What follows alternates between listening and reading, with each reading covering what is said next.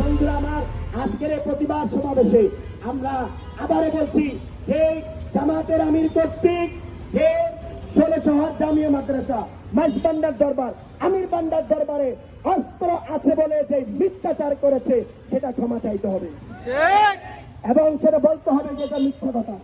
এটা আমি বানিয়ে বলেছি, এমনকি প্রশাসনের জন্য লজ্জার বিষয় যে ওখানেই হলের মধ্যে প্রশাসন যায় নাই, তিনি বলতেছেন প্রশাসন নাকি হলে গেছে, তাহলে এটা প্রশাসন নিয়ে মিথ্যাচার।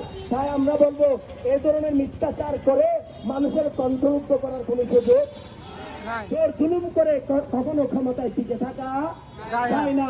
প্রিয় বন্ধুরা আমার, আমরা এই রইসউদ্দিন হত্যার বিচার সাথে সাথে তার হত্যার প্রতিবাদে যাদেরকে গ্রেফতার করা হয়েছে তাদেরকে কারা মুক্তি দেওয়ার সাথে সাথে যে এই জামাতের আমির কর্তৃক যে মিথ্যাচার করেছে সেই মিথ্যাচারের জন্য তওবা করে ক্ষমা চেয়ে যদি ক্ষমা চায় তাহলে জনগণ দেখবে না আসলে ক্ষমা চেয়েছে।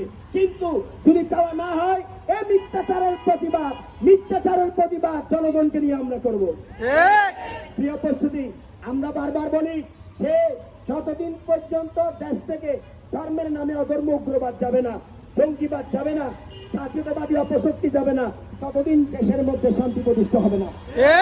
দেশে যদি শান্তি প্রতিষ্ঠা করতে চান একমাত্র মানবতার রাজনীতি লাগবে, সকল মানুষের প্রতিনিধিত্বশীল রাজনীতি লাগবে।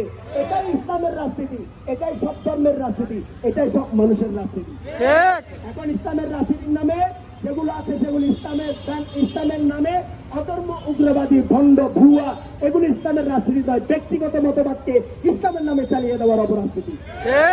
আসুন আমরা ভাই বোন মানুষ হিসেবে সকলে ঐক্যবদ্ধ হয়ে মানবতার সমাজ রাষ্ট্র বিশ্ব প্রতিষ্ঠায় আল্লামা ইমাম হায়াতের নেতৃত্বে ইনসানিয়ত বিপ্লবে ঐক্যবদ্ধ হয়ে আগামী সংসদ নির্বাচনে ইনসানিয়ত বিপ্লবকে জয়যুক্ত করে সব মানুষের রাষ্ট্র গঠন করি, তবে সব মানুষের মুক্তি সম্ভব। ধন্যবাদ।